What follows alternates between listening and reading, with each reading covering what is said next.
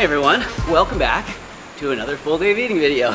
So I'm Derek from Simnett Nutrition, and today I'm going to be showing you everything I eat in a day to give you guys some ideas on things you can make at home yourself. So I'm just at the gym now, obviously ripping through a workout, but I've already started my day. So when I got up right away, I made myself some warm lemon water. It's like the first thing I often do, and then had a little bit of a stretch, and then had some Vivo Life pre-workout before I came here. This is a new product of theirs. I absolutely love it. It's got some beetroot, some citrulline malate, a little bit of caffeine, a bit of rhodiola. It is an awesome pre-workout, so I am feeling good. All right, so I'm gonna finish the rest of my workout. I'm gonna head home, make some breakfast, and then I'll also show you guys my lunch and my dinner. I've got some amazing meals lined up for the day. So yeah, let me get through the rest of this workout. We'll head home, eat some food. And then of course we got Crystal here too. she was filming and working out.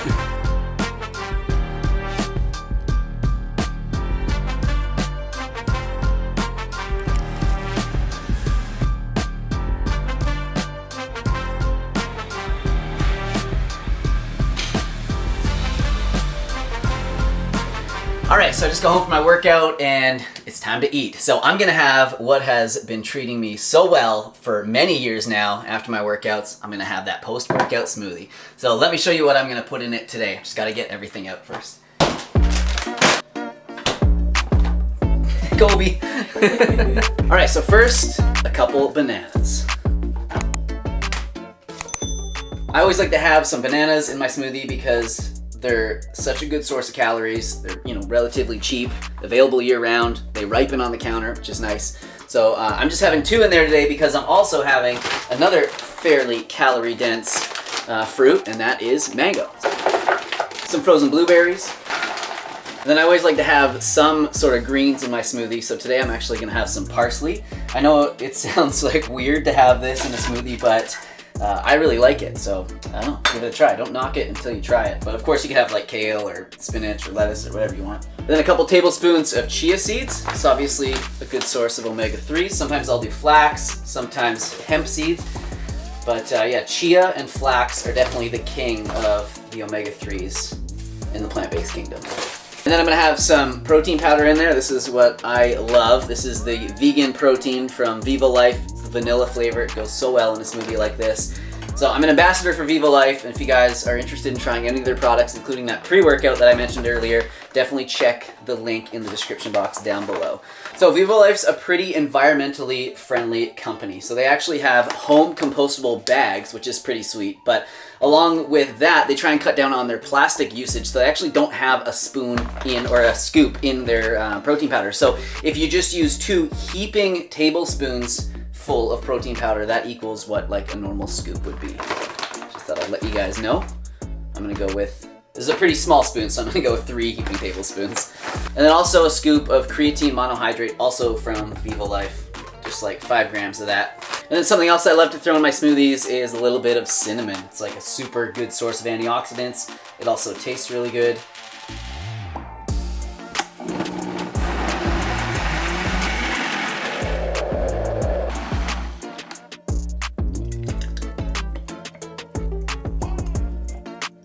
Man, that is so good. Every single time I make a smoothie, I do not regret it. So one thing I love about smoothies is that you just cram so much good food in there and down the hatch that, otherwise I probably wouldn't be eating. So I'm definitely not gonna be eating like that many chia seeds or like a bunch of parsley like after my workout. And you hardly even taste it. Like I can't taste the parsley in here at all with all the fruit and the protein powder and everything. It's so good. All right, so I'm gonna go sit down. I've got a bunch of work to do on the computer, so I'm gonna enjoy the smoothie while I sit down and do that. And then I will probably meet you guys back here in the kitchen in not too long, and I will make some lunch. I've got a great idea for lunch. It's gonna be really good. All right, so back in the kitchen. Oh my gosh. And for lunch, I'm gonna be having some curry chickpeas on top of a bed of spinach. So it's gonna kind of wilt down the spinach because it's gonna be all warm and it's gonna mix together so nicely. It's gonna be amazing. Let me show you guys how I'm gonna make it. So it's gonna be sort of like a coconut curry, and I'm gonna be using this for the coconut. I don't know if you've ever seen this before, but it's pretty cool.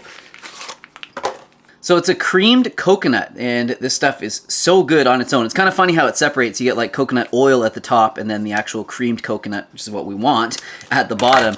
And man, this stuff is really tasty. You could eat it like just by the spoonful, but I'm gonna be mixing it with some warm water and this curry paste. So the curry paste is good, but it has a tiny bit of bitterness to it. So I'm gonna add some maple syrup just to kind of balance it out.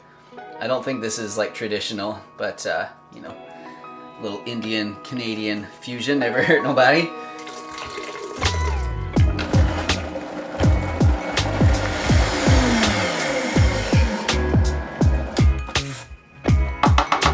Oh my gosh, that's so good. I'm just gonna add this to the frying pan and let it cook a little bit, bring out some of those flavors, and then while that's happening, I'm just gonna strain and rinse the chickpeas and then fire those into there as well.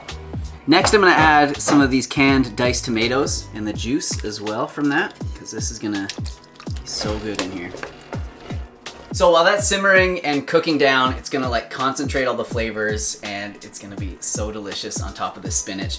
But I wanna talk to you a little bit about this creamed coconut, because I'm sure some people are like, well, Derek, why don't you just use canned coconut milk? And of course, as I mentioned, you could, but one of the reasons why I like this so much is that it is just one ingredient. It is just organic coconut. And if you look at the back of a lot of the canned coconuts, there's gonna be like a bunch of thickeners in there, like guar gum or, you know, different emulsifiers, and often water as well. So this is just basically that, like minus the water and the thickeners and everything. Like this is exactly what you want. Then you can add your own water, just like I did, and cook with it. Anyways, sometimes I use that stuff as well, but this is why I love this. And it does seem a little bit expensive. I think this was like $5 at the store, but you definitely get like a bunch of uses out of it. Yeah, anyways, just thought I'd share that with you. I don't really know what to do with it now, but I'm gonna try and kind of put an elastic around it. Probably needs to be refrigerated, I'm guessing.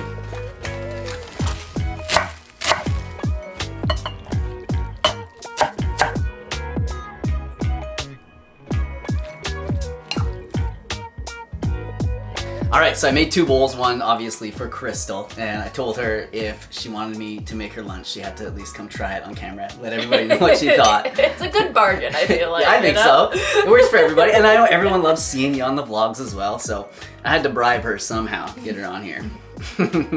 All right, let's taste it, see how it goes. So it definitely wilted the spinach down, and yeah, it looks amazing. Good. So good. Wow. I can already tell it's going to be so filling. I know. Yeah. So pretty simple. I was going to put a bunch of like frozen veggies in here as well, but I don't know. I just thought I would like leave it. Needs it. Yeah, I just thought I'd leave it kind of plain. It's just so good like this. Using that coconut cream, it's like next level. I know. Probably also why it's going to be so filling too. Yeah, there's a bit of fat in here. It's all right though. I like it a lot with the spinach in there and the tomato chunks as well, because like I love chickpeas, but I do kind of find them a little bit dry sometimes. So it kind of adds this like, I don't know, this like meatiness to it that is just so good. I love chickpeas. They're such a versatile little bean. So good. And the cilantro, oh my gosh. Yeah.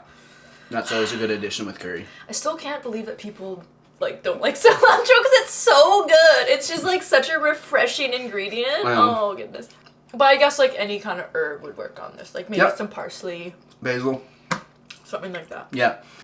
I think cilantro actually tastes different to some people. Like some people's taste buds are just different, where cilantro completely tastes like soap. And they, you know, so it's for us, it's hard to believe that people don't like it. I feel like I used to feel that way when I was younger, though. Yeah, my mom would make really delicious salsa, but it was like really heavy on the cilantro. And I remember being like, ugh, I couldn't handle it as a kid. And now I'm like, oh my God. Man, there were so many things I didn't like as a kid. It was like onions were like spicy to me. Same with like bell peppers. I know. I thought they were like, my parents used to put them on a pizza, and I was like, are you trying to kill me? Like, what is this?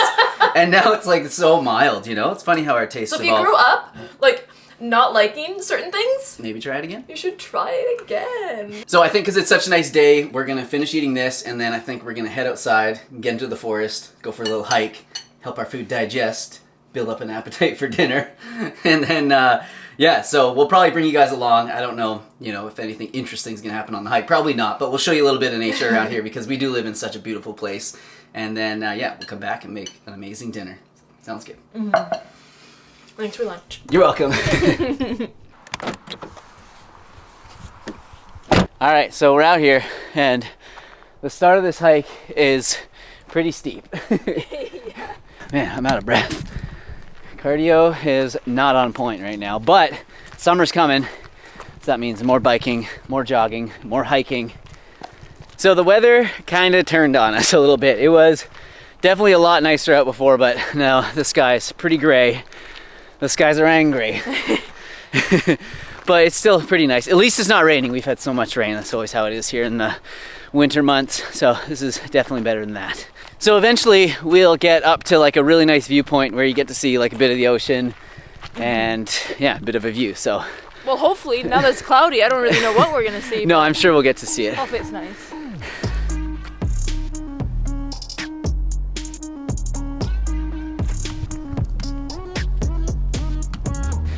Yo, wait up! No respect for the cinematic shots.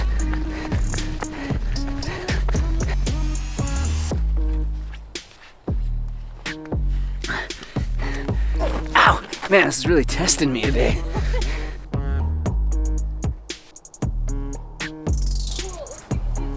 So you want to give us a weather update? It's raining. Or it's starting to rain a little bit. But if you look out there, you can kind of see it raining over the lake. Or the ocean. That's the ocean. Yeah.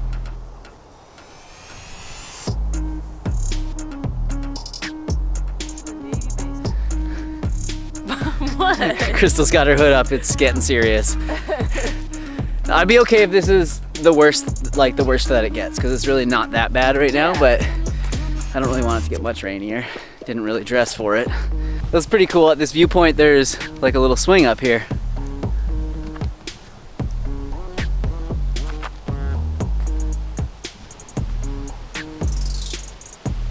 So this is pretty cool. Check it out. It's got Vancouver Island, where we live, engraved in it. Should we go to the next viewpoint or what? It's like pretty treacherous out here. Yeah, I don't know. What do you think? I don't know. I'm down. It's just water. Okay. Are you regretting this choice to come to the second lookout? But at least it's not raining too hard anymore. That's fine. It's kind of nice. And it's really nice in here. It's like super rugged, lots of moss.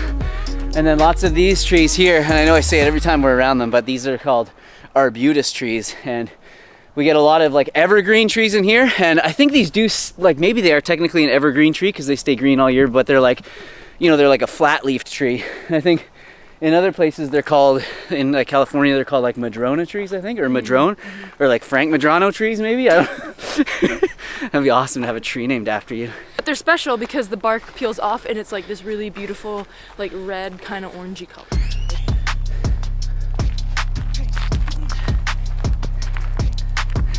So we made it to the second viewpoint. It's pretty treacherous out here. It's like so windy and just pretty rainy, but I think it was worth it for the view. So you know what time it is? What time? It's snack time. Ooh, what'd you bring? So you know I always have to bring a snack on the hike. Half the reason I come out here. So just a little trail mix. Deluxe mix. So I've got some candied ginger chunks, a couple chocolate chips, walnuts, pumpkin seeds, some raisins. Just a couple chocolate chips in there. Yeah, it's pretty heavy on the chocolate chips. I'll put them back. Yeah, you're not getting this mix at the bulk barn, let me tell you.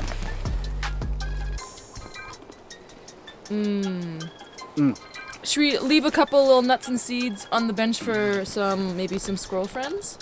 I don't know, these are organic. It's kind of expensive. All right, we'll leave a couple. Oh, that's nice. That's nice. That'll be nice for a little squirrel, a little bird. Getting a little sugar kick from the raisins. Oh yeah. Man, this is so good. And with this view. So yeah, we're gonna finish this, hike back down to the car, and then head home. And then in a little bit, I'm gonna make some dinner. What's for dinner? I'm gonna make like a sushi bowl. Ooh, yeah. that'd be good. Yeah, for you it'll just be a bowl because you don't like you don't like seaweed, and that's like the whole thing that makes it a sushi bowl rather than just like a bowl. But do you like how I was still excited though? yeah, you're so I know. But you know I'll treat you good and I won't put seaweed on yours. Thank you, babe. All right, so here's that sushi bowl that I was making in my head pretty much that whole time that we were on the hike. and it turned out amazingly. So there's a lot going on here, and I've also got an amazing sauce that I made to go with it, and this is probably one of my favorite sauces I've ever made. So let me show you guys how I made all of this, including the sauce. I started by making some organic short grain brown rice. It's so easy to do in the Instant Pot, and it makes great rice. So you just use a 1-to-1 ratio of brown rice to water. You want to rinse the rice pretty well before you start, and then obviously strain all that water, and then just fire it into the Instant Pot and add the same amount of water as you did rice. I added some of this better than bouillon to flavor it as well, but you definitely don't have to do that if you just want plain rice. Then using the pressure cook setting, set it for about 20 minutes or so. I set it for a touch longer because our Instant Pot is not sealing that well anymore, so I think it's probably time for a new one.